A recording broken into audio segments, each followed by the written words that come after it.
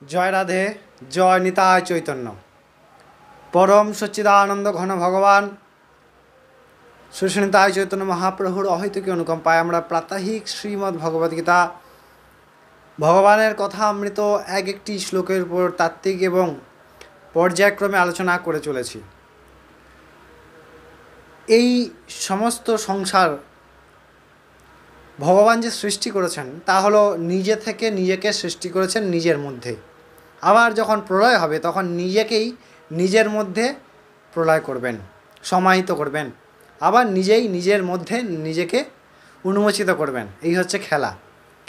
আমরা এই খেলা বুঝতে না পারায় জীব রূপে মানুষ দেহ, গরু দেহ, কুকুর দেহ, শূকর দেহ, বৃক্ষ, লতা পাতা ইত্যাদি ইত্যাদি ক্রমবর্ধমান দেহে ভ্রমণ করে চলেছি। বর্তমানে এই মনুষ্য দেহ পেয়েছি, এই দেহের মাধ্যমে আমরা এই খেলা থেকে আমাদের স্বরূপ অনুভব করে ভগবত প্রাপ্তি করা বা নিজের স্বরূপকে চেনার উপায়। আহার, আমি আগেও অনেক পাঠে বলেছি যে আহার, নিদ্রা, ভয়, মৈথুনঞ্চ পশুভি নরানাং, এই সমস্তগুলি পশু এবং নর অর্থাৎ মানুষের মধ্যে আসে। আহার মানে খাওয়া, নিদ্রা মানে ঘুমানো, ভয় মানে ভীত হওয়া এবং মৈথুনঞ্চ অর্থাৎ পুত্রোৎপাদন, কামজনিত কাজ কর্ম, এইগুলি ক্রমবর্ধমান করে চলেছি পশু এবং আমরা সবাই। কিন্তু মনুষ্যতার মধ্যে আলাদা কি? ধর্মই তেষাং, সেই ধর্ম, সেই ভগবানের নামই হলো প্রধান বস্তু যা আমাদেরকে সেই ভগবান প্রাপ্তি করাতে পারে, আমাদের স্বরূপ প্রাপ্তি করাতে পারে। আমরা ধ্যানযোগ প্রসঙ্গে 38তম শ্লোক আগের দিন আলোচনা করেছিলাম। অর্জুন খুব কাতর হয়ে দুটি প্রশ্ন করলেন এবং আজকে যে 39তম শ্লোক আপনাদেরকে আলোচনা করব, সেই 39তম শ্লোকে অর্জুনের উক্তি হচ্ছে ওই প্রশ্নগুলোকে ঘিরেই ভগবান শ্রীকৃষ্ণকে। অবশ্যই সেই কথা আমরা আস্বাদন করব। চলুন তার আগে শুনে নিই অর্জুন ভগবানকে কী বলছেন। অর্জুন বলছেন ভগবান কৃষ্ণকে 39তম শ্লোকে ধ্যানযোগে যে এ তন্মে সংশয়ং কৃষ্ণ চেত্তু মর্যাশেষতঃ তদ্ধন্যা সংশয়া শস্যা ছেত্যান উপাপদ্যতে। বলছেন হে কৃষ্ণ, হে মহাবাহ, আমার এই সংশয় নিঃশেষ রূপে আপনি ছেদ করতে পারেন, কারণ আপনি ছাড়া এই সংশয়ের কেউ নিরাময় করতে পারবেন না। কেন বললেন? খুব যুক্তিযুক্ত কথাটি।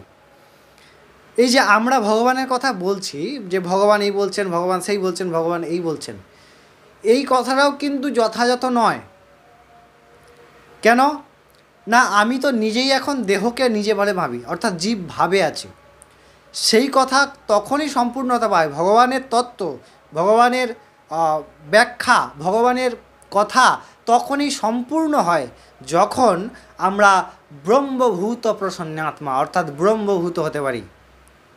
যখন আমরা ভগবৎ স্বরূপকে চিনতে পারি, আমাদের নিজেকে চিনতে পারি যে আমরা আর কেউ নয়।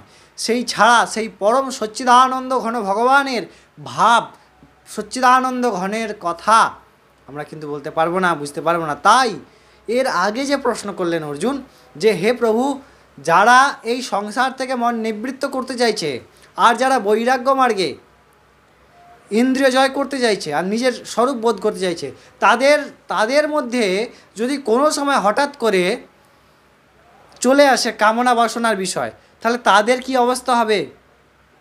এই প্রশ্ন তাকেই বলছেন যে হে কৃষ্ণ, আপনি করুণাপূর্বক এই প্রশ্নের নিরাসন করুন 39তম শ্লোকে, কারণ আপনি ছাড়া আপনার কথার তত্ত্ব কেউ বলতে পারবে না, না তো কেউ বুঝতে পারবে। আমরা শুনে নিই, বলে দিই, সমস্ত ঠিক আছে, কিন্তু তত্ত্ব নিরূপণ হয় না। আর দ্বিতীয়তম অহংবোধ, জাগতিক কামনা পূরণের বাঞ্ছা, এইগুলির জন্যে। তাই আশা করি এই শ্লোকের অর্থ আপনারা বুঝতে পেরেছেন। অবশ্যই আমরা পরের দিন আবার 40তম শ্লোক গতকাল নিয়ে ফিরে আসছি। অবশ্যই যদি ভালো লাগে চ্যানেলটি সাবস্ক্রাইব করে সঙ্গে থাকবেন। হ্যাঁ, অবশ্যই যদি কোনো প্রশ্ন থাকে আমাদেরকে করবেন এবং ততক্ষণ সাবস্ক্রাইব করে সঙ্গে জুড়ে থাকুন। অবশ্যই লাইক, শেয়ার এবং কমেন্ট করতে ভুলবেন না। ততক্ষণ আমার প্রাণ আরাধ্য ভগবান শ্রী নিতাই চৈতন্য মহাপ্রভুর করুণায় আপনারা অনেক ভালো থাকুন, সুস্থ থাকুন। জয় রাধে, জয় নিতাই চৈতন্য।